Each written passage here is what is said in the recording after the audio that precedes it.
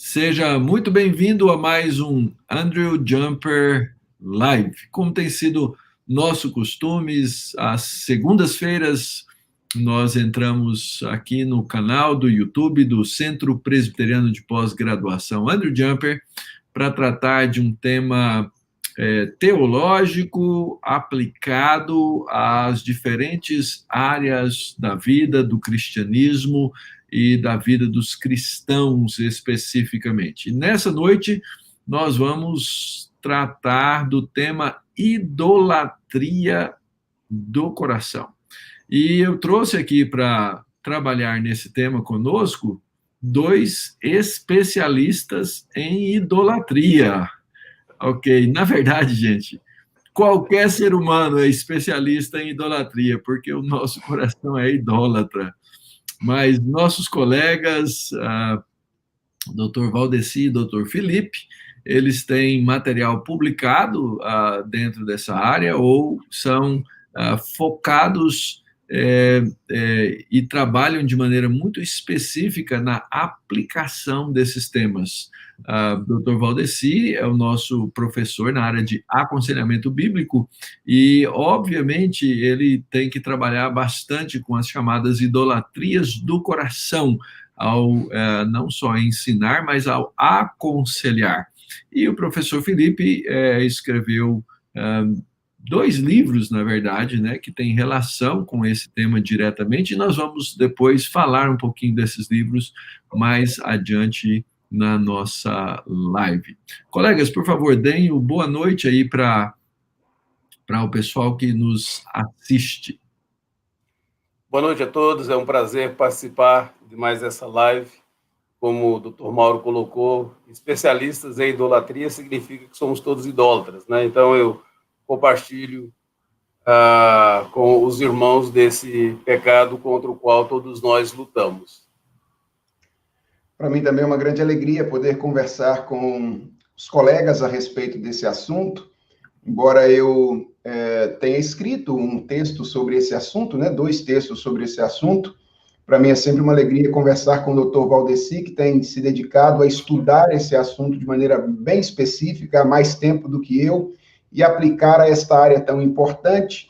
Meu esforço tem sido sempre voltado mais para a questão da apologética, e é sempre bom ser enriquecido por aquilo que os nossos irmãos estudam, e eu já me declaro de início também especialista praticamente nesse assunto, né? Não apenas teoricamente tenho estudado, mas tenho vivenciado praticamente, lamentavelmente. Muito bem, e se você já chegou aí e está nos assistindo, por favor, não se esqueça de cumprir aí os rituais, né, das mídias sociais, seja no Facebook, seja aqui no YouTube, e se inscreva aí no nosso canal, tá bom?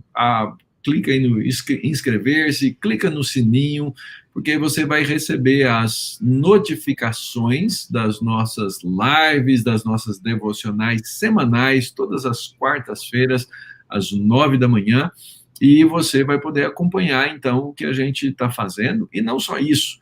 Eu digo que esse inscrever-se, né, ele faz parte aí do trabalho de espalhar a mensagem. As mídias sociais usam seus famosos algoritmos e elas espalham a mensagem à medida que mais gente interage com um vídeo ou com alguma coisa escrita. Então, ao inscrever-se, ao dar o seu like, etc., você vai estar cooperando para que essa mensagem chegue mais longe, chegue a outras pessoas.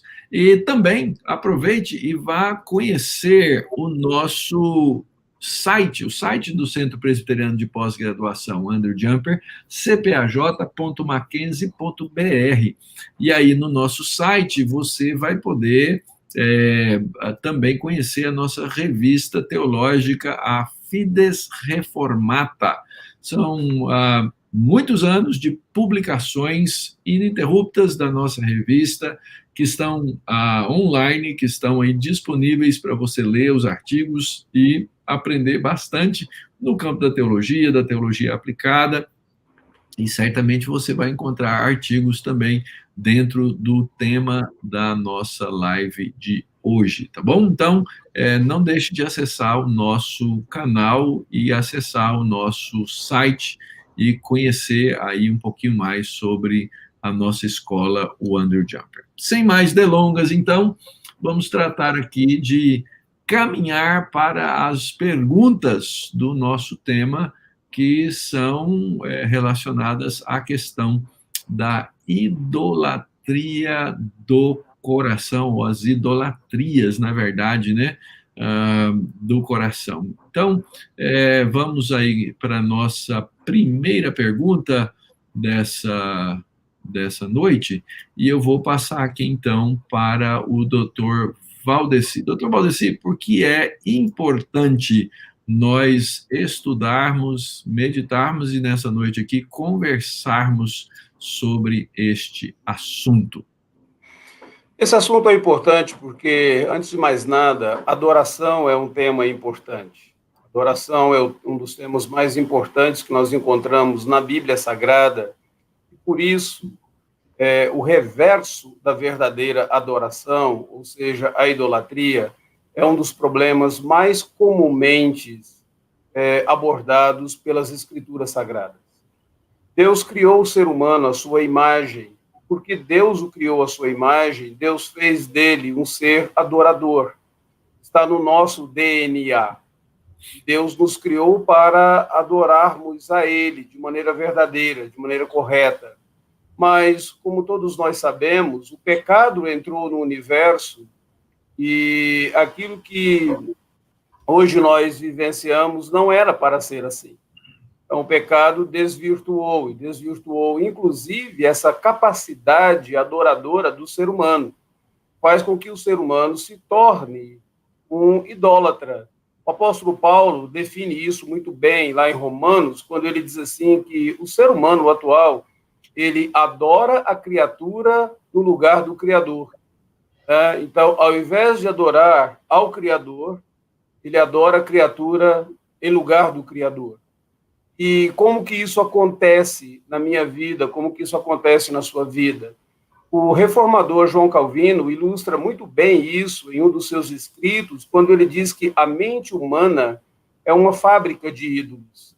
Nós estamos sempre multiplicando, nós estamos sempre produzindo algumas coisas as quais nós adoramos. Nós colocamos sobre elas todo o nosso amor, colocamos sobre ela toda a nossa esperança, e nós fazemos com que essas coisas se transformem em deuses funcionais para nós. Então, este é um problema apontado nas Escrituras Sagradas, e este é um problema que ainda ocorre e acompanha o cristão na jornada, no desenvolvimento da sua vida cristã.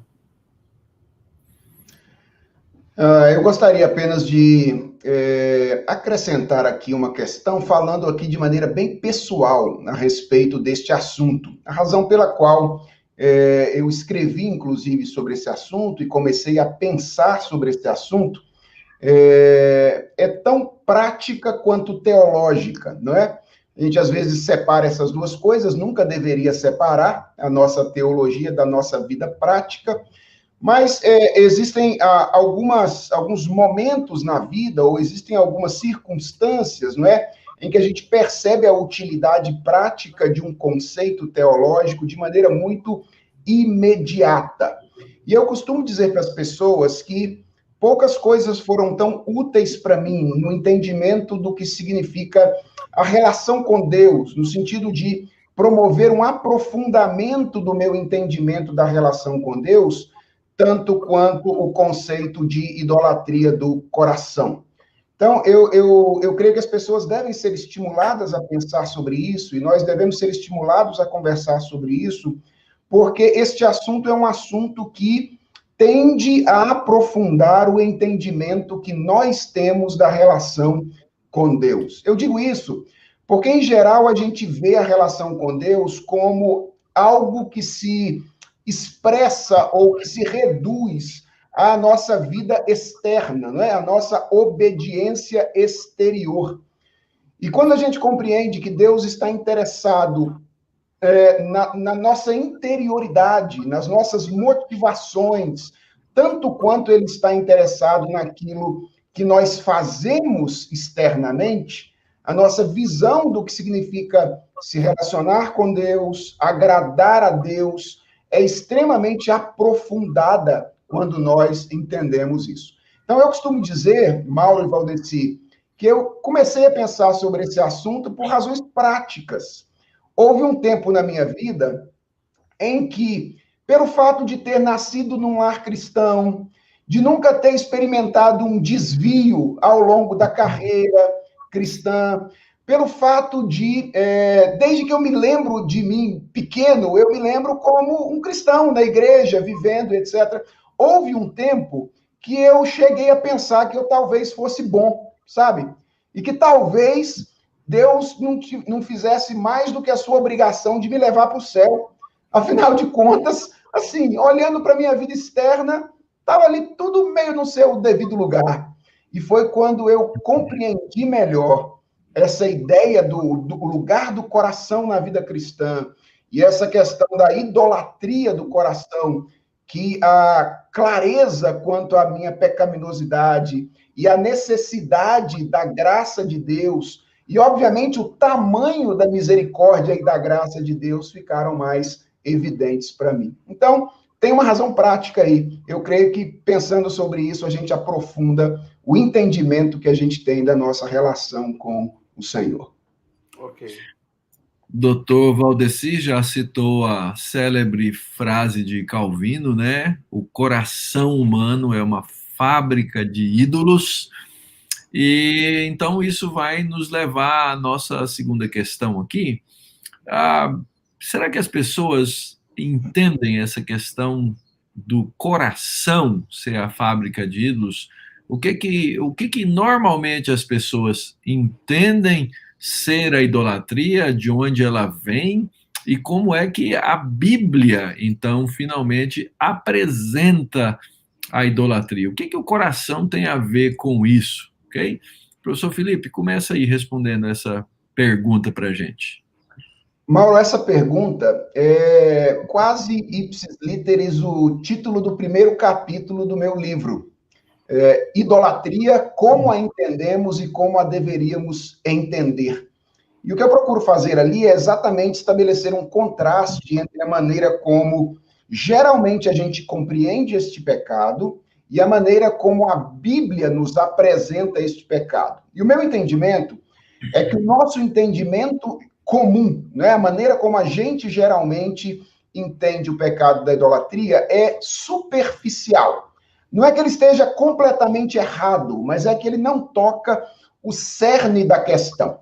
Então, como a gente geralmente vê o pecado da idolatria, não é? Quando a gente fala idolatria ou idólatra, no que as pessoas geralmente pensam?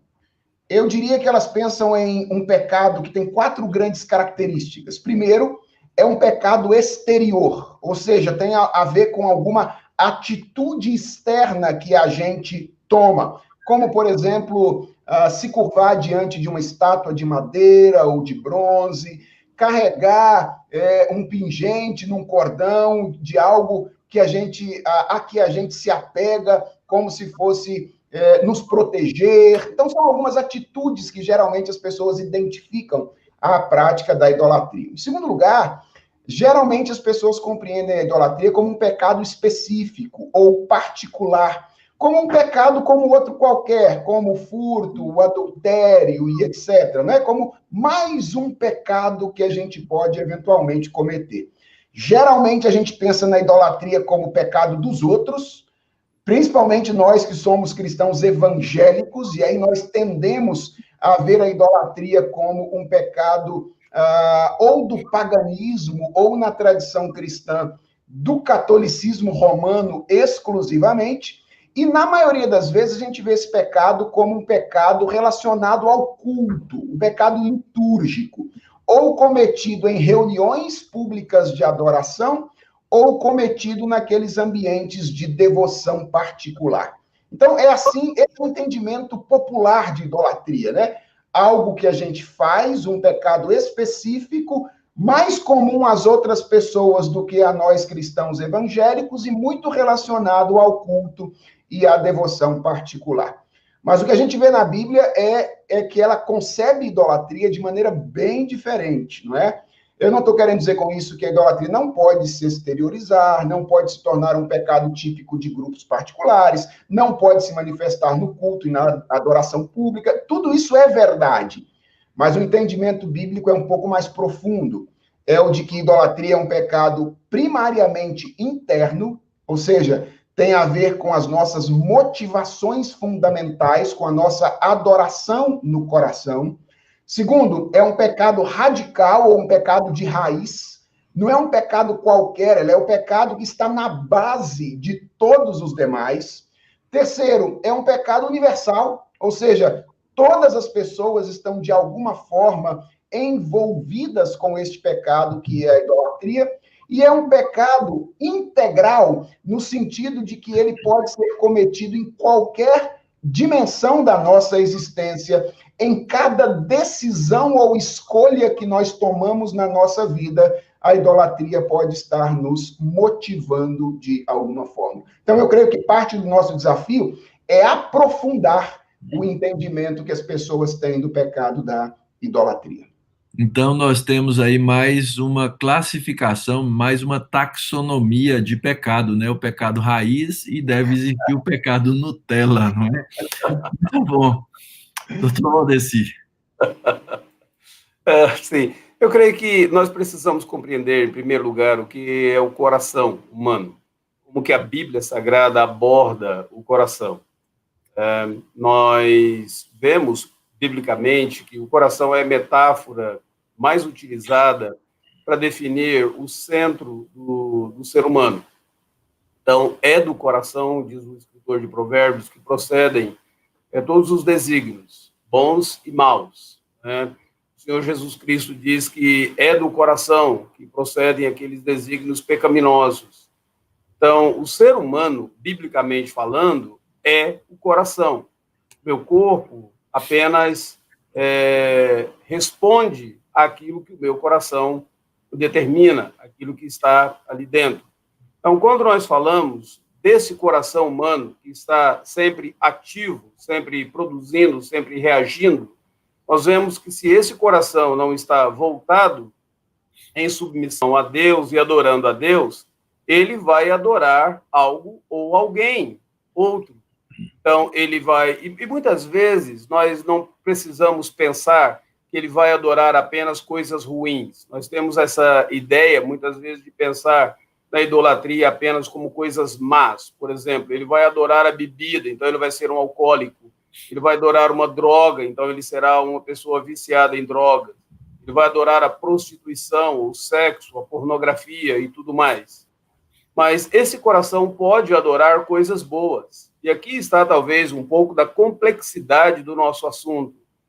Coisas boas podem se tornar más a partir daquele momento que nós concedemos a elas valores que são valores divinos. Então, imagine o caso, e é interessante, um escritor bíblico coloca isso em um dos seus livros, se não me falha a memória, Tim Keller, quando ele fala de uma mãe que queria muito ter filhos. E aquele desejo pela maternidade, que é um bom desejo, ela levou aquele desejo da maternidade ao ponto da idolatria. E ela passou a viver para os filhos, ela passou a fazer tudo para os filhos. No momento em que os filhos cresceram e eles saíram de casa, aquela mulher entra em uma profunda frustração, porque os filhos para ela eram muito mais do que uma bênção de Deus para a sua vida. Ela atribuiu a eles valor divino. Eles eram os seus salvadores funcionais, eles eram os seus deuses funcionais.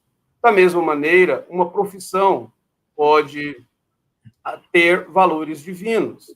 Então, quando usamos essa expressão de Calvino, e, aliás, a expressão correta é a mente humana é uma fábrica de ídolos, mas nós já acostumamos tanto a falar que o coração humano é a fábrica de ídolos, que nós já estamos redefinindo o que Calvino diz. O fato é que, do íntimo do ser humano, existe sempre essa produção de ídolos, que necessariamente não são coisas más em si, mas coisas boas, se tornam más porque nós atribuímos a elas valores divinos. Eu gosto de uma frase, Mauro, do C.S. Lewis. Na verdade, o Lewis, ele fala essa frase, ele não está se referindo especificamente à idolatria, mas ele está querendo argumentar como a maldade do homem aponta para o seu valor, o seu grande valor, né? O fato do homem ter se tornado tão mal depois da queda aponta para o fato de que ele era o ser mais valioso da criação. E ele usa uma frase que eu geralmente aplico para essa questão da idolatria, que é: quanto maior é o anjo, maior é o demônio. Ou seja, quanto maior é a dádiva que Deus nos concede, maior é o risco que nós temos de substituir o doador pela dádiva que nós recebemos. Então, isso é um risco muito grande para nós. Quando Deus nos abençoa e nos dá coisas ricas, não é? Como o Dr. Valdeci mencionou aí, família, trabalho, prazer e etc., nós temos uma tendência, por causa do nosso coração pecaminoso, de substituir o doador pela dádiva, e isso significa idolatria. Então, idolatria não tem a ver apenas com o que a gente adora, não é? Em função de que a gente está adorando e vivendo, mas a maneira como nós nos relacionamos com alguma coisa é fundamental. Então, não é só com o que você se relaciona, mas é a maneira como você se relaciona com aquele algo que também é importante nessa questão da idolatria. E é legal porque o próprio Lewis, ele usa um termo que nos ajuda a ver isso. Ele diz assim, que é amor desordenado. Essa definição é fantástica, porque amor desordenado, né, é aquilo que acaba definindo se você está, de fato, se agradando com a bênção de Deus, com o anjo que Deus mandou, como Felipe colocou para nós neste momento, ou se você está atribuindo a este anjo valores divinos. Então, não é errado a mãe amar o filho, não é errado o pai amar o filho, errado é amá-lo como se ele fosse o Deus da sua vida. E aí ele acaba, ao invés de amar como um presente de Deus, como um dom de Deus, ele o ama como se fosse o próprio Deus. E nesse ponto é que há o problema ali. Amor desordenado é algo contra o qual todos nós devemos lutar. Ok. Isso tem muitas implicações, né, já citadas pelos colegas, né, quanto às coisas boas que nós tornamos em idolatria. Isso tem a ver com a origem da idolatria em si, o fato de que nós fomos criados para adorar e nós invertemos esse primeiro papel. Então, na verdade, a gente usa algo da criação original, fomos criados para adorar a Deus, e aí nós nos iludimos, né, com a idolatria do eu e do proponente dessa idolatria do eu, que é o próprio diabo, que é Satanás, lá a partir de Gênesis, no capítulo 3, né? E aí isso tem implicações para a nossa vida pessoal, como cristãos, como crentes, tem implicação para as nossas relações com a própria igreja, tem as implicações para a nossa relação com os nossos filhos, né?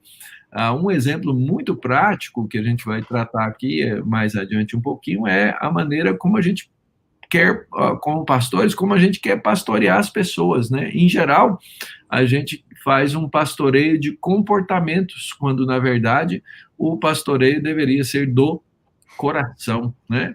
Então, trabalhando aqui nossa próxima questão, como é que a experiência da idolatria torna-se, né, ou pode ser muito real na vida de um cristão? Acho que eu começo com ela. Esse é um ponto interessante, porque muitas vezes nós imaginamos que apenas não cristãos podem ser idólatras. E esse é um erro muito grande. quando nós temos esse conceito na nossa mente, não é? Porque um crente também, nós vemos isso na Escritura Sagrada, o povo de Israel, inúmeras vezes, se envolveu em idolatria. E se você observar, há um texto na Escritura, em Ezequiel, capítulo de número 14, quando fala sobre sacerdotes, fala sobre pessoas que serviam a Deus, e é dito ao profeta, esses homens criaram ídolos dentro do seu coração. De fato, a idolatria pode fazer parte da experiência cristã quando esse cristão cego para aquilo que ele de fato ama. E deixa eu colocar da seguinte maneira, algumas pessoas, inclusive, usam Jesus Cristo como um meio para atingir o fim da idolatria. Vou dizer da seguinte maneira, aceite Jesus Cristo para que o seu casamento seja melhor. Ou seja, nesse caso, a pessoa está indo a Cristo, sendo que Jesus é apenas um meio para atingir o alvo que o seu coração tanto deseja. Ou então, receba o Senhor Jesus Cristo para você ser uma pessoa próspera na sua vida. Você viver para Cristo, a prosperidade vai ser uma realidade, você vai ter uma profissão melhor e você será mais feliz. Então, todas essas coisas boas, temos que tomar cuidado, porque se elas se tornam a razão principal, acaba sendo um ponto de idolatria. E até mesmo, você mencionou, Mauro, a questão de muitos pastores. Interessante, existe inclusive a idolatria da atendência à igreja. Então, por exemplo, há pastores que, quando, por alguma razão, o templo não está cheio, ele vai para casa deprimido. E muitas vezes, quando ele dá relatos de onde ele pregou, ele acaba citando números de pessoas para quem ele falou. Então, ele diz, olha, eu preguei para 600 pessoas, eu preguei para mais de 3.000 pessoas. Então, essa acaba sendo uma idolatria de números, idolatria da tendência. O fato é que a idolatria é algo tão sutil. Filipe colocou isso de forma bem legal, quando ele diz é algo do interior, e a Bíblia diz está no coração, é algo tão sutil. E muitas vezes nós podemos fechar os olhos e ficar cegos para aquilo a que, de fato, nós servimos. Gosto muito de um trabalho, um artigo, que foi produzido pelo David Powlison, em 1999, foi publicado já em inglês, ele se encontra naquela coletânea de aconselhamentos bíblicos, publicado pelo Palavra da Vida. Ele dá 35 perguntas para ajudar a pessoa a identificar o ídolo do seu coração. Eles começam mais ou menos assim, a quem de fato você ama? O que você odeia? O que você busca? De que você tem medo? Coisas assim que você acaba questionando o seu íntimo, o seu coração, para você perceber aquilo que tem dominado a sua vida, se é o Senhor Jesus, ou se é alguém ou alguma outra coisa. Eu acho, Mauro, que nós tendemos a responder algumas vezes de maneira negativa a essa pergunta por causa da nossa definição frágil no começo. Quando a gente, às vezes, entende idolatria apenas como aquela experiência externa de se curvar diante de um ídolo de madeira ou de pedra, aí a gente olha e diz, olha, isso não é uma realidade para a grande maioria dos cristãos. E, de fato, talvez essa não seja, assim, de maneira imediata, não é a realidade da maioria dos cristãos. A questão é que a Bíblia define de maneira diferente. E a Bíblia está cheia de textos bíblicos, como o Dr. Valdeci mencionou, que revelam claramente que a idolatria é uma possibilidade muito real e concreta, mesmo para aquelas pessoas que já foram salvas, alcançadas pela graça de Deus. Então, só para lembrar alguns aqui, o primeiro mandamento é não terás outros deuses diante de mim. E esse texto não foi dado para outro povo, senão o povo de Deus. Era o povo com quem Deus estava se relacionando, que recebeu esse mandamento, e ele só o recebeu porque certamente esse era um problema possível, real, para ele, né? Deus não daria essa ordem, não fosse um problema real. Agora, isso não é coisa só lá do Antigo Testamento, não, como algumas pessoas às vezes costumam imaginar, né? Como se aquilo que tivesse no Antigo Testamento não fosse algo importante, relevante, necessário para a nossa vida hoje. Por exemplo, a gente tem 2 imperativos contundentes contra a idolatria no Novo Testamento. Em 1 Coríntios, capítulo 10, verso 14, nós temos Paulo dizendo: meus amados, fugi da idolatria. Ele está escrevendo para a igreja, para pessoas que ele chama de irmãos. Mas ele diz, ora, fujam da idolatria. E depois, João, na primeira carta, no capítulo 5, verso 21, diz: filhinhos, guardai-vos dos ídolos. É um outro imperativo lá no Novo Testamento. Então, esses imperativos mostram muito claramente que esse é um pecado possível, um pecado real para aqueles que já foram alcançados pela graça de Jesus Cristo. Obviamente, a nossa relação com a idolatria é diferente da relação do ímpio, não é? O ímpio, ele é um escravo dos ídolos. Ele não pode discernir, combater a sua idolatria, porque ele está dominado por ela. Para nós, a idolatria é um pecado quando nós damos ouvidos a vozes concorrentes à voz do nosso Senhor, que insiste em tomar lugar no nosso coração e no mundo ao nosso redor. Então, nós não somos mais escravos dos ídolos, como são os ímpios, mas isso não significa que, por vezes, nós não possamos dar ouvidos à voz do nosso coração, ouvidos à voz de Satanás, que domina, de certa forma, a cultura, a realidade ao nosso redor, e deixar-nos levar pela idolatria, substituindo Deus por outra coisa qualquer no centro ou no trono do nosso coração. Uma das grandes diferenças, né, entre a maneira como o cristão vai lidar com as idolatrias do seu coração e o incrédulo é que o cristão foi dado a ele tanto o Espírito Santo, que convence do pecado, da justiça e do juízo, para convencê-lo da idolatria, e o fato de que o cristão ele tem um espelho para se olhar, que é o espelho da Escritura. Cada vez que eu me olho no espelho da Escritura, eu vou enxergar, se eu quiser de fato enxergar a verdade, eu vou enxergar a idolatria e não a mim mesmo. Quando o homem contempla-se, né, usando a figura de Tiago, né, o seu rosto natural no espelho, ele enxerga a si mesmo, ou seja, ele enxerga o ídolo. E ele, então, fortifica, né? Então, cabe uma pergunta que o cristão precisa sempre fazer. Eu tenho que me fazer aqui, Mauro, participar aqui dessa live e falar sobre idolatria e, inclusive, pedir para o pessoal deixar o like, etc. Isso não é um ato de idolatria? Não é uma vontade, não é um desejo de atrair a atração, a visão, né, para mim mesmo, ou para nós, ou para alguma outra coisa que não seja Cristo?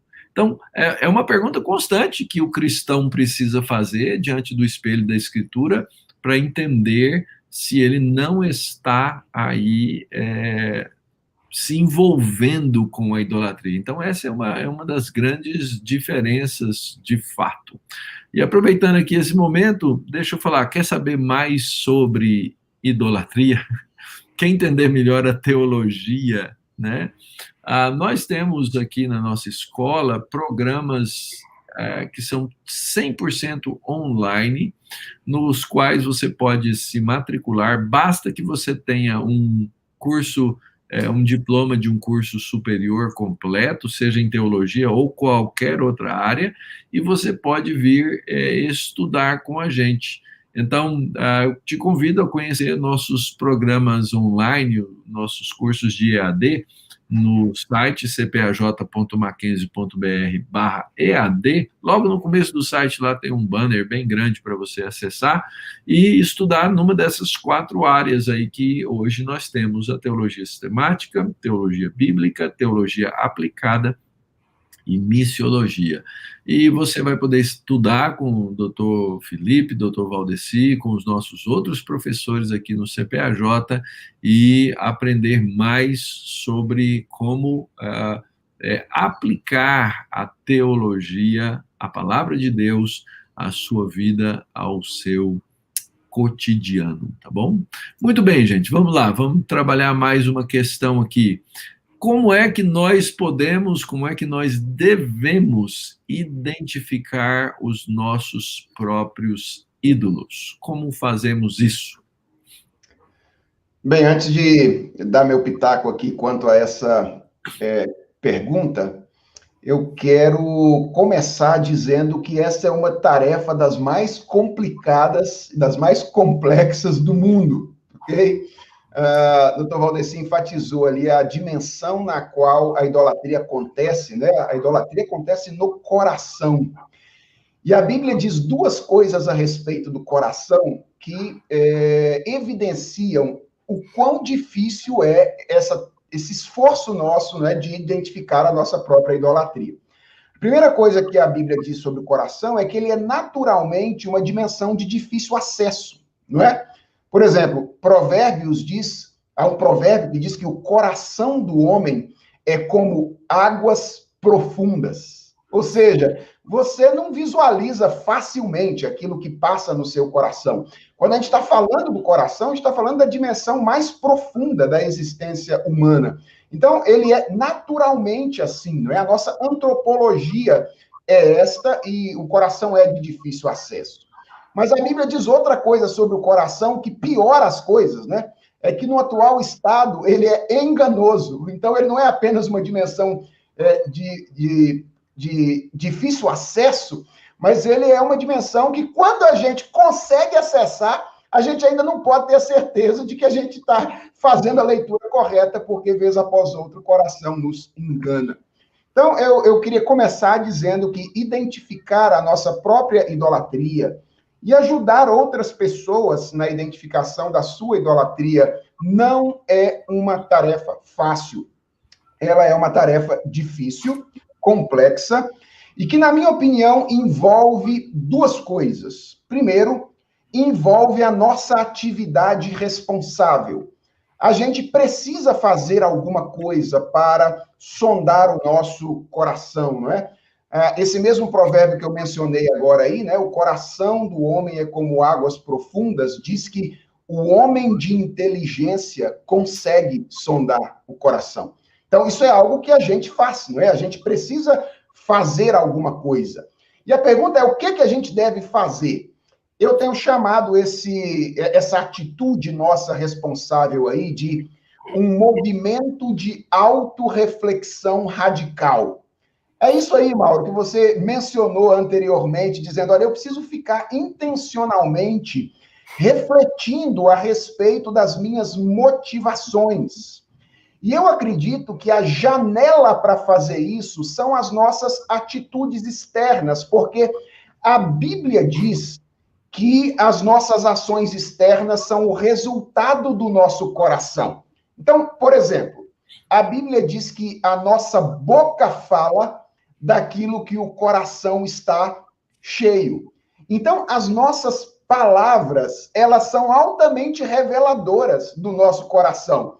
O Dr. Valdeci mencionou ali, por exemplo, do pregador, que quando vai mencionar a bênção do seu sermão, menciona a quantidade de pessoas que o ouviu. Não é? Veja, se isso é o foco das nossas palavras, quando nós vamos mencionar um fato assim, isso está dizendo alguma coisa daquilo que nós valorizamos no mais profundo do nosso coração. Então, presta atenção nas suas palavras, elas são altamente reveladoras daquilo que vai no seu coração. Principalmente aquelas palavras que você diz quando você não pode manipulá-las. Sabe, assim, porque discurso a gente manipula, né? Por exemplo, eu vou escrever um discurso, aí eu posso escolher as melhores palavras, etc. Mas aquelas palavras que você diz, por exemplo, de supetão, num momento de crise, quando você toma uma fechada no trânsito, por exemplo, aquelas palavras ali são muito reveladoras daquilo que está dentro do seu coração, porque você não teve tempo de manipular essas palavras, né? Eu costumo dizer que os pensamentos, né, os sonhos que a gente acalenta, quando a gente pensa na gente daqui a 5 anos, daqui a 10 anos, né, para onde o nosso pensamento nos leva, isso é muito, muito revelador daquilo que está no nosso coração, se a adoração a Deus ou a idolatria. Então, eu creio que o desafio para a gente sondar o coração é verificar, através das expressões da nossa vida, pensamentos, palavras, atitudes, num movimento para dentro de nós mesmos, para a interioridade de nós mesmos, sondar as nossas motivações. Agora, veja, isso é o que nós temos que fazer. Agora, isso é inútil, obviamente é inútil, se Deus não estiver em atuação em nós, por meio do Espírito e por meio da palavra. Para encerrar aqui a minha resposta a essa questão, e ouvir também as contribuições do Dr. Valdeci, eu lembro que a Bíblia diz claramente que a palavra é a espada do Espírito, e ela é aquele instrumento que o Espírito Santo usa para invadir o nosso coração e nos ajudar a diagnosticar aquilo que nós não conseguiríamos fazer, a parte da sabedoria que Deus nos dá através da sua palavra. Então, são as duas coisas que me vêm à mente aqui de imediato. A nossa ação responsável nesse movimento para dentro de nós mesmos, né, nessa viagem para dentro das nossas motivações, obviamente, acompanhado da ação do Espírito por meio da palavra.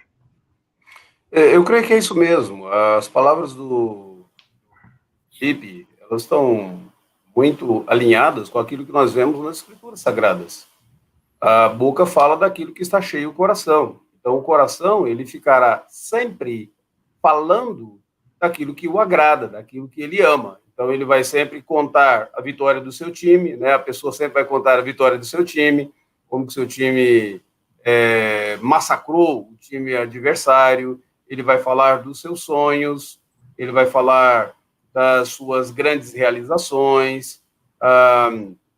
O coração, ele é enganoso, é verdade. O coração é difícil de acessar, mas ele se expressa. Ele se expressa por meio das nossas palavras, ele se expressa por meio do nosso comportamento também. Ele não consegue ficar o tempo todo contido ali.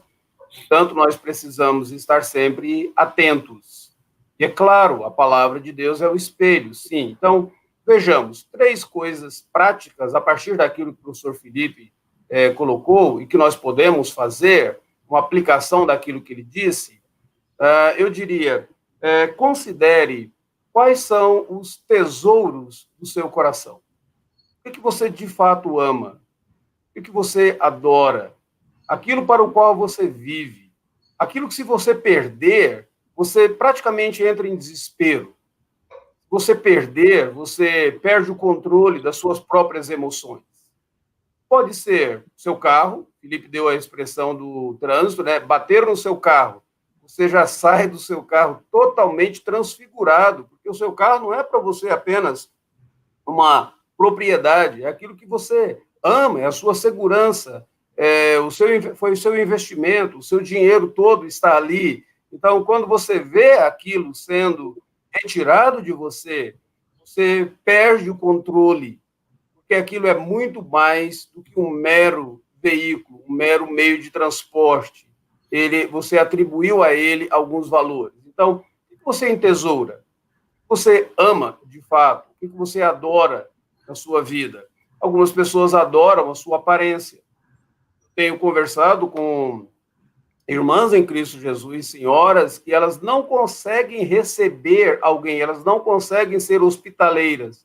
Ou seja, é um princípio bíblico. Porque a casa para elas nunca está arrumada como elas acham que deveria estar.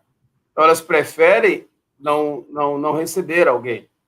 E aí vem um segundo princípio que eu colocaria. O que você está disposto a pecar para manter? Você está disposto a pecar a ideia da aparência, da casa bem arrumada, a manter isso, e pecar transgredindo o princípio bíblico de ser hospitaleiro, de não receber uma pessoa na sua casa, um irmão, uma reunião, de um grupo de estudos bíblicos e assim por diante? O que o indivíduo está disposto a pecar para manter? E nós vemos isso na Bíblia Sagrada. Nós vemos isso no caso de Raquel.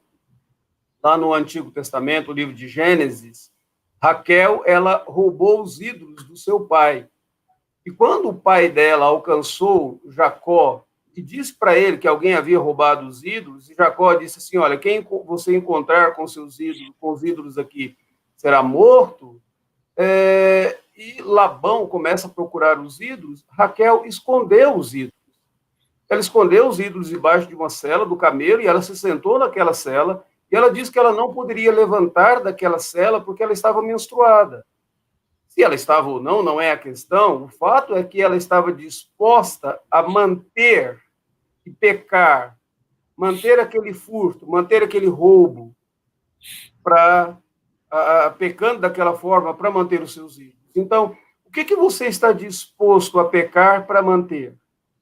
Talvez uma terceira coisa, a terceira aplicação que eu faria disso que Felipe nos disse, seria o seguinte: o que leva você a fazer sacrifícios? Sacrificar o seu tempo, sacrificar o seu dinheiro, sacrificar a tua família. Eu conheço homens de Deus, pessoas muito responsáveis, mas o trabalho para essas pessoas é tudo, o sucesso para elas é tudo, e elas acabam sacrificando a família, sacrificando o tempo que teria com a família. Eu conheço pessoas que lutam contra outros pecados tão cruéis na vida deles, que acabam sacrificando o tempo que eles teriam de produtividade, porque eles dedicam tempo demais àquilo que eles amam. Já aconselhei pessoas que elas adoram um determinado time de futebol, a paixão pelo time de futebol é tão grande que elas não conseguem trabalhar, mas ficam na internet o tempo todo checando as notícias do time, quem contratou, quem está chegando, qual é a pontuação, quando haverá uma camisa nova, onde esse time vai jogar, e assim por diante. Ou seja, o que te cobra sacrifício? Porque toda idolatria leva o idólatra a fazer sacrifícios. Então, eu creio que, de início, essas 3 sugestões aí, como aplicação daquilo que Felipe nos colocou, ajudaria a identificar os meus ídolos pessoais.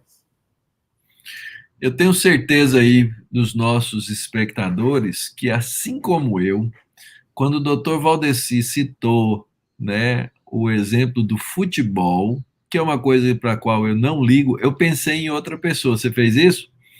Então, é a comprovação de que é muito mais fácil eu identificar os ídolos dos outros do que os meus próprios ídolos. E essa é uma coisa muito importante. A gente tem faz parte do nosso legalismo farisaico, né? Identificar o pecado do outro e identificar a idolatria do outro, talvez de um palmeirense, talvez de um flamenguista. Não quero citar nomes aqui nessa live para evitar problemas, mas você observa isso, né?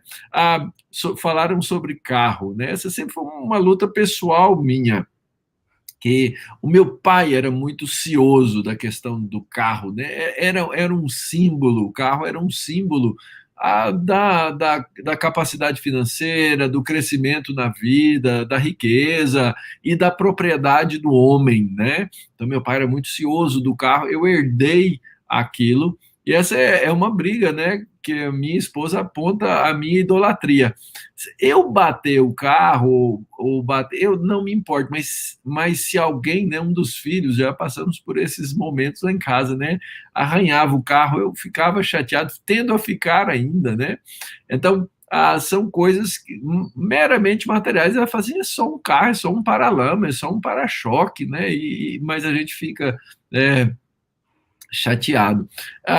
Você colocou a palavra correta, você diz o carro é um símbolo de alguma coisa. É justamente esse ponto. De fato, é apenas uma coisa material, mas é símbolo de alguma coisa. De uma idolatria, né? Às vezes, a própria maneira de dirigir, né? Tem dias que eu estou irritado e nervoso por alguma coisa e eu começo a externalizar o velho Mauro, que morreu lá na década de 80, mas ele ressuscita e ele aflora, né, no trânsito. E eu preciso parar e falar assim, senhor, dá um jeito nesse velho homem aí, porque eu não estou conseguindo, né?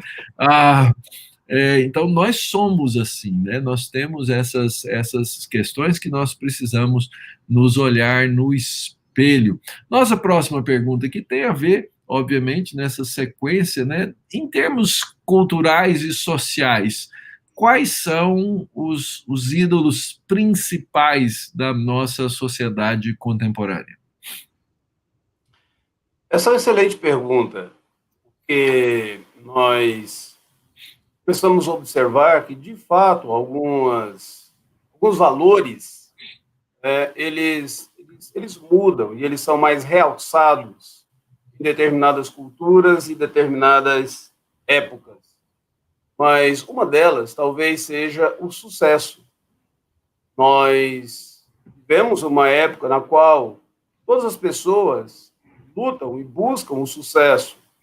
É claro que ninguém quer ser um fracasso na vida, mas as pessoas buscam pelo sucesso e se agarram a ele de tal forma que elas não conseguem lidar com o fracasso.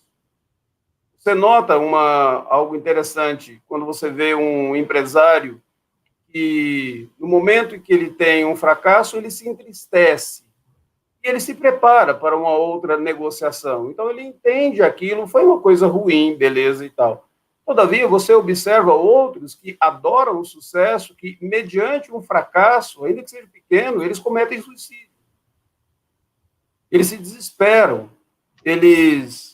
Então, de fato, acaba sendo um ídolo. O próprio individualismo. Nós vivemos nesse período tão individualista, no qual a minha vontade, faça-se a minha vontade. Nós respeitamos o indivíduo muito mais do que a própria coletividade. Nesse período de pandemia pelo qual nós estamos passando, isso se aflora, isso fica muito claro entre nós. Se nós discutimos se devemos ou não fazer o isolamento social, se nós devemos ou não utilizar uma máscara, se nós deveremos ou não tomar uma vacina. Eu sei que existem complexidades em todas essas discussões, mas se você observar, uma das coisas que muitas vezes domina a discussão é qual é o meu direito, qual é a minha vontade. Então, eu acabo me colocando nesse aspecto como o indivíduo sendo muito mais importante do que a coletividade. Em outras culturas não é assim, mas na nossa cultura ocidental isso tem imperado. Você observa uma outra característica, talvez seja o próprio fato da imagem, o que as pessoas pensarão de mim. A minha imagem é muito importante. Então, nós temos uma indústria de cirurgias plásticas para tentar melhorar a minha imagem. Ou então, eu acabo postando, muitas vezes, nas redes sociais, aqueles momentos que são apenas agradáveis para mim. A minha imagem é importante e eu contrato, muitas vezes, até mesmo alguns coaches, eu contrato algumas pessoas que irão me ajudar a melhorar a minha imagem. Então, esses valores acabam sendo alguns dos ídolos que nós poderíamos colocar para os dias atuais. Tem alguns que parecem, assim, ao longo de toda a história. Por exemplo, prazer, a busca pelo prazer. O que eu quero é ser feliz. Eu acho interessante citando um filme foi muito comum, acho que na época que os meus filhos eram adolescentes, eles assistiram esse filme mais ou menos umas 5 vezes, se não mais, e alguns adolescentes até hoje gostam de assistir, chama Um Amor para Recordar. Fala da história de uma moça, ela tinha leucemia, filha de um pastor, e ela se enamora por um rapaz que é um rapaz não crente. E o pastor questiona aquele namoro. O pastor questiona, não porque ela estivesse namorando o rapaz não crente, mas porque ela não poderia dar a ele esperança de uma vida conjunta. Então, ele acha que aquilo não era moral que ela estava fazendo. Ele tem uma discussão, uma conversa com a filha na varanda da casa dele, e e ele vira para ela e diz assim: o que você acha de perguntar a Deus pela vontade dele sobre este assunto? E ela, com toda a autoridade de 15 anos de idade, se levanta e ela vira para o pai e responde assim: tudo que Deus quer é que eu seja feliz. Então, essa é a perspectiva que várias pessoas têm na geração atual. Meu prazer, a minha felicidade, é isso que importa. Como diria a música antiga do Roberto Carlos, né? Se eu chorei ou se eu sorri, o importante é que emoções eu vivi. Eu vivi o meu momento. Então, inúmeras vezes, isso é um ídolo da sociedade contemporânea. Eu não tenho muito a acrescentar ao que o Dr. Valdeci disse, acho que a resposta dele foi bastante completa. Eu apenas gostaria de enfatizar essa questão final que ele mencionou, quando ele disse que alguns ídolos parecem perpassar a história, né? Eu costumo brincar dizendo que Satanás é pouquíssimo criativo, né? Pouquíssimo criativo. O que ele consegue fazer é dar roupagens novas a velhas coisas. É assim no que diz respeito à heresia e é assim no que diz respeito à idolatria também. O que ele faz é dar roupagens novas a velhos ídolos.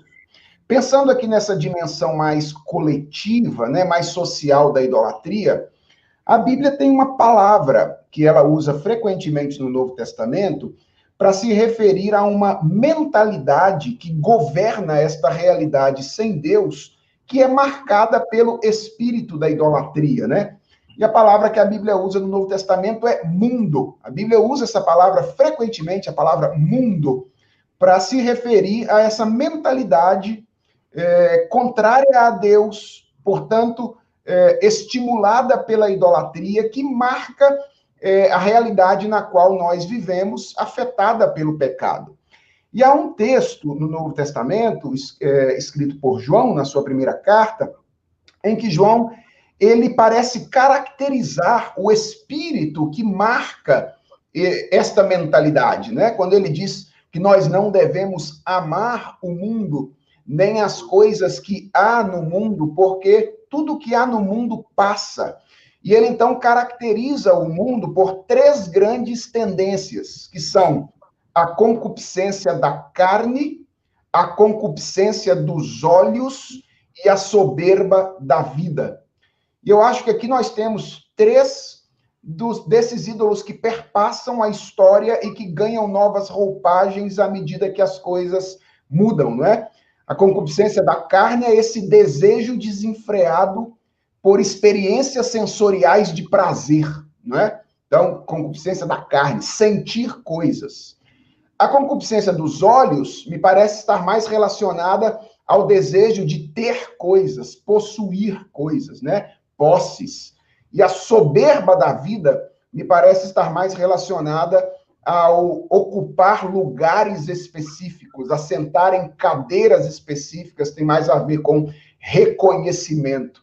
Não é à toa que, vez após outra, surge aí um pastor, um pregador, escrevendo um livro cujo título é Sexo, Dinheiro e Poder. De vez em quando você tem um livro aí de alguém escrevendo sobre sexo, dinheiro e poder. Então, o Piper, por exemplo, tem um livro com esse título, o Richard Foster tem um livro desse título. Se não me engano, o Paul Tripp tem um livro aí que fala a respeito disso, mais relacionado ao ministério pastoral. Então, acho que aí estão três grandes ídolos que perpassam a história e não é diferente com a nossa sociedade: sexo, dinheiro e poder, prazer, posse e posição. Três P's, eu não tinha combinado isso não, viu? Prazer, posse e posição são três coisas que frequentemente tomam o nosso coração e nos colocam contra o Senhor. Sessão de confissões número 2. Primeiro foram as confissões de pastor, né? Agora a confissão de professores. Eu já ouvi isso dos senhores e eu próprio já passei por isso, né? Como professor. A questão da imagem, né? A gente dá aula, a gente dá dezenas de cursos por ano, e todos os nossos cursos têm uma avaliação feita pelos alunos, né? E às vezes você tem lá, e a gente gosta de ler as avaliações, na intenção de melhorar o nosso curso, né? Mas a idolatria está lá, né? Eu me lembro de uma vez que em geral, porque nós até acreditamos que temos o dom para ensinar, em geral, as avaliações dos cursos são boas. Os alunos dizem, muito obrigado, professor, foi maravilhoso, aprendi demais. Aí tem 30 alunos e um diz que não gostou, que não indica, que não quer, que não aprendeu. Qual é que pesa no coração? É sempre esse, não é? Porque nós estamos ligados, preocupados com a nossa imagem. E aí a idolatria do coração, ela vem fora, né? Eu costumo dizer que isso só acontece, eu só fico deprimido 6 meses, depois eu melhoro. E, mas é verdade, né? Essas nossas idolatrias são muito grandes. Colegas, nós já caminhamos por 1 hora, então nós vamos agora responder mais uma pergunta e depois fazer uma indicação de materiais para os nossos espectadores aqui, não sem antes eu ter a oportunidade aqui de mencionar de novo os nossos cursos, agora os nossos programas presenciais, tá?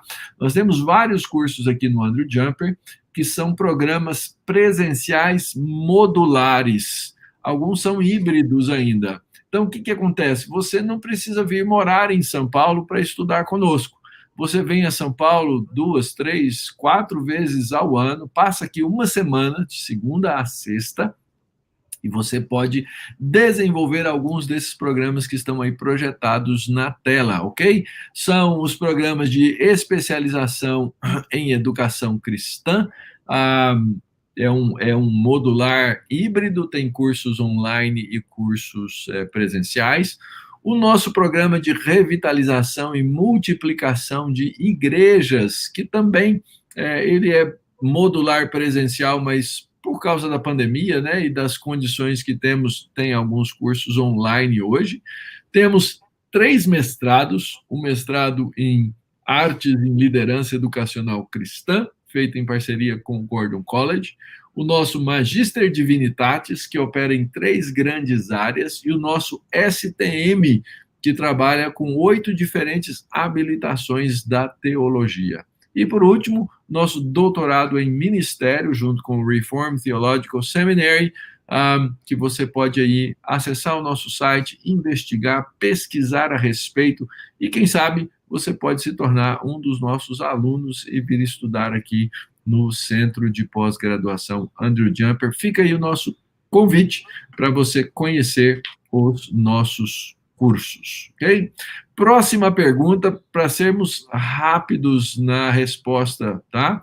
Que cuidados o conselheiro bíblico deve ter enquanto ajuda outras pessoas a enfrentar a idolatria? Esta é a pergunta de $1 milhão, né? Uma pergunta muito profunda, muito complexa. Creio que nós vamos apenas tocar em algumas partes. Em primeiro lugar, eu creio que o conselheiro bíblico tem que cuidar para que ele não se transforme em um caçador de ídolos. O que eu quero dizer com isso? Sabe aqueles caçadores de bruxas que a gente lia na história? Então, eles estavam sempre procurando ali. Muitas vezes, porque o conselheiro bíblico tem este conceito, que é um conceito bíblico da idolatria, que o ajuda muitas vezes a identificar problemas, lutas, dores de algumas outras pessoas, ele acaba muitas vezes olhando para as pessoas, já tentando dizer assim, qual é o seu ídolo? Ele começa a ler a pessoa para identificar um ídolo. Não se esqueça que quando você está conversando, você está tentando ajudar alguém, você está lidando com uma pessoa. Então, ouça esse indivíduo, ouça esse irmão, essa irmã, como uma pessoa, antes de mais nada. Não meramente como um idólatra. Então, cuidado para você não sair por aí. Tem um ditado, uma expressão em inglês que diz assim, coloque um martelo nas mãos de uma criança e ela vai pensar que tudo que existe no mundo é um prego. Então, algumas pessoas, elas pegam um conceito que é um conceito bom, da idolatria, bíblico, e elas acham que tudo que existe no mundo é prego, e elas começam aplicando esse conceito e acabam deixando de se relacionar uns com os outros como seres pessoais. Tem as suas lutas, tem as suas dores, tem os seus sofrimentos, carecem da ajuda também. Então, cuidado para não fazer isso. O segundo cuidado que eu diria é o seguinte: qualquer pessoa que idolatra também demoniza. É muito comum você ver algumas pessoas que elas idolatram uma boa teologia, elas demonizam quem não tem uma boa teologia. Elas idolatram um valor, um conceito verdadeiro, elas demonizam qualquer pessoa que não partilha daquilo. Então, muito cuidado, porque tantas vezes você acaba expressando a sua idolatria na maneira de você demonizar quem não pensa como você pensa. E isso acaba prejudicando profundamente o relacionamento e impede que você ajude uma pessoa. Então, e terceiro lugar, cuidado com os seus próprios ídolos. Esse é um ponto extremamente importante, porque todas as vezes que eu tento ajudar alguém, eu tenho que sondar e visitar o meu coração. Porque muitas vezes o próprio ídolo de estar sempre certo, de estar, o desejo de estar sempre certo, o desejo de idolatrar os meus próprios dons espirituais, como se eu utilizar, de fato, isso vai funcionar. Eu acabo me tornando tão pragmático nisso, que eu não consigo entender de outra maneira, que eu não consigo, muitas vezes, perceber que talvez eu não possa ajudar essa pessoa. Talvez esse não seja o melhor momento de eu ajudar essa pessoa. Talvez não seja essa a melhor abordagem que eu estou utilizando. Então, se você deseja, de fato, ajudar alguém, sonde e procure analisar os ídolos do seu coração também, em todo esse processo. Eu colocaria essas 3 dicas ali para nos ajudar neste momento. Também não tenho muito a acrescentar aqui a essa questão, apenas lembrar que isso que o Dr. Valdeci acaba de dizer agora foi uma orientação dada pelo Senhor Jesus Cristo, né? Quando ele relacionou lá trave e cisco, né? Ou seja, nós, para sermos instrumentos de bênção na vida de outras pessoas, precisamos estar dispostos a enxergar a nossa própria condição. A menos que a gente se enxergue na condição na qual estamos verdadeiramente, nós jamais conseguiremos ser instrumentos de Deus na vida de outras pessoas a fim de ajudá-las. E se eu tivesse que acrescentar aqui um aspecto, um risco, né, um cuidado, é o cuidado de não ser precipitadamente categórico. Às vezes nós somos muito categóricos na nossa interpretação das circunstâncias vivenciadas pelas pessoas. E eu creio que, às vezes, nós, impomos a nossa interpretação dos fatos às pessoas muito rapidamente. Quando eu creio, na verdade, o nosso desafio seria ajudar as pessoas a visualizar o estado do seu próprio coração. Ou seja, o meu papel como pastor e conselheiro é ajudar o meu irmão em Cristo nesse movimento que ela tem que fazer para dentro de si, para visualizar a situação, a condição do seu próprio coração. Então, eu acho que um conselheiro bíblico talvez devesse usar muito mais expressões do tipo, olhe para o seu coração e veja se isso não está acontecendo com você. Olha, olhando para as circunstâncias externas, isso mostra que talvez o seu coração esteja comprometido com isto ou com aquilo. Procure visualizar isso, ore diante de Deus para ver se isso não está. E eu acho que, idealmente, é o aconselhado que devia chegar a essa conclusão e dizer, olha, depois de ter orado, mediante das suas palavras, etc., eu tenho concluído que, de fato, este é o meu problema, esta é a minha condição. Então, eu acho que evitar essas imposições, não é, de uma interpretação precipitada e categórica, e caminhar no auxílio desta pessoa, talvez seja uma questão para a qual o conselheiro bíblico deva se atentar. Nossa tendência sempre, né, é adotar o tom professoral no lugar do tom pastoral, né?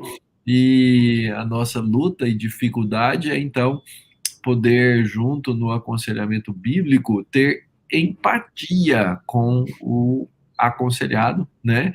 E não simplesmente ser um profissional nesse sentido, se de fato queremos ser pastores. Muito bom, gente. Por último, então, colegas, vamos fazer aí algumas indicações de material para que as pessoas que nos acompanham aqui possam ter acesso aí a livros, artigos, literatura que ajude sobre este tema. Quem começa? Eu gostaria de indicar 2 livretos fantásticos que têm me ajudado muito em todo esse processo. Um deles é este aqui, né? Opa, o autor é bom, hein? Olha A aí. Origem da Idolatria. Eu deveria, na verdade, estar entrevistando os 2 autores aqui. Então, esse livro do Dr. Mauro, ele trabalha a partir de uma teologia bíblica do assunto, de fácil leitura, muito profundo. Eu indico que os irmãos, de fato, leiam. O outro é do professor Felipe Fontes, né?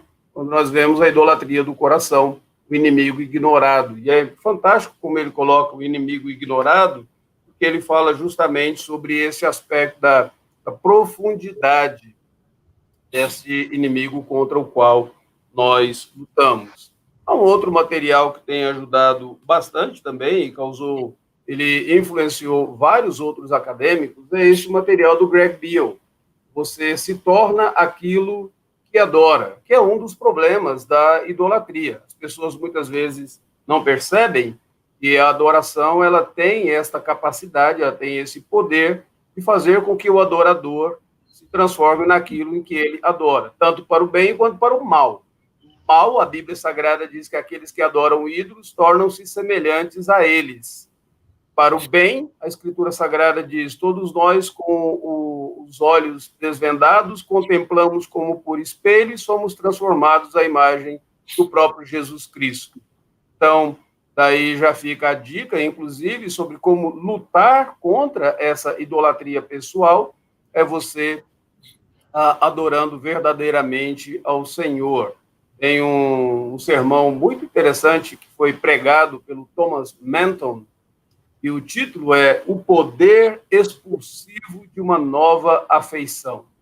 Quanto mais eu estou apaixonado por Cristo, ou afeto a Cristo, a sua palavra, mais eu consigo expulsar os ídolos do meu coração. Então, eu deixaria este material como sugestão. Eu gostaria também aqui de indicar 3 livros. O primeiro deles, talvez, o Dr. Valdeci pode confirmar aí ou não a minha informação, talvez o responsável por ter introduzido de alguma forma, ou pelo menos popularizado de alguma forma o conceito no Brasil, que é esse livro do Dr. David Potterson, Ídolos do Coração e Feira das Vaidades. Estou certo, Valdeci? É isso mesmo? Correto, é isso mesmo. Perfeito. Eu conheci esse conceito de idolatria do coração através deste livro, e eu quero recomendar, portanto, àqueles que têm interesse, inclusive na genealogia do conceito no Brasil, né? Tendo em vista que ele foi o livro a introduzir o conceito por aqui. E 2 outros livros agora mais aplicados. Para quem tem interesse na utilidade do conceito de idolatria do coração para apologética, eu recomendo este livro, Razões do Coração, Reconquistando a Persuasão Cristã, do Dr. William Edgar, que mostra como pode ser útil trabalhar com o conceito de idolatria na apologética. Muito recomendável. E este livro, que é um livro útil para a educação de crianças, não é?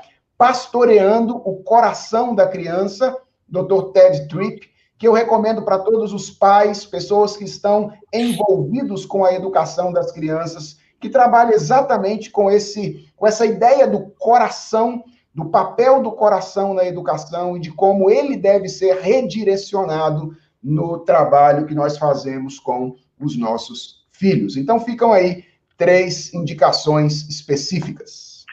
Na área da educação, o professor Felipe Fontes também produziu um outro livreto, que foi publicado pela Associação Internacional de Escolas Cristãs, junto com a editora Fiel, que você ensina de acordo com o que você adora. Então, a exemplo aí, uma aplicação, né, dessa teologia desenvolvida aí por Greg Beale, no livro apresentado pelo Dr.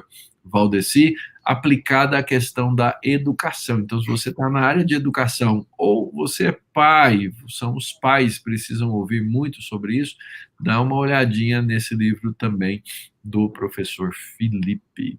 Muito bom, gente, muito bom ter estado aqui mais uma vez com vocês nessa programação, falando sobre o tema da questão da idolatria e procurando entender um pouquinho mais, né, o que acontece, da onde vem e para onde nos leva a idolatria. Antes de terminar, quero fazer aquelas recomendações famosas. Inscreva-se no canal, clica no sininho, deixa o like aí no Facebook, siga a nossa página, etc., porque isso vai fazer com que a mensagem chegue a mais pessoas. Lembro que o processo seletivo do nosso curso de revitalização e multiplicação de igrejas está aberto, assim como o processo seletivo dos nossos cursos de EAD. Você pode entrar a qualquer momento nos nossos cursos de EAD. Portanto, conheça aí mais um pouquinho da nossa escola e dos programas que nós oferecemos. Por favor, colegas, deem aí o seu boa noite para quem nos assiste. Boa noite a todos, Dr. Mauro, Dr. Felipe, um prazer participar dessa live com vocês. Eu sei que é um assunto abrangente, poderíamos conversar mais sobre isso, mas foi muito agradável o nosso bate-papo. Obrigado. Para mim também, muito obrigado aí, doutor Valdeci, doutor Mauro, pelo tempo juntos. É sempre muito bom poder aprender com vocês a respeito desse e de outros assuntos. E eu espero que tenha sido um tempo também muito rico e muito agradável para aqueles que nos acompanharam durante todo este tempo. Que o Senhor nos abençoe e nos dê um coração completamente dele. Amém, muito bom. Então, é isso aí, gente. Boa noite para você que nos acompanhou, uma semana abençoada na presença do Senhor e que nós tenhamos aí o nosso coração cativo de um só Senhor, porque é o único caminho para combatermos e para lutarmos contra as idolatrias do nosso próprio coração. Que o Senhor te guarde, que o Senhor te abençoe e que tenhamos uma boa semana na presença do nosso Deus. Até mais, até a próxima segunda-feira.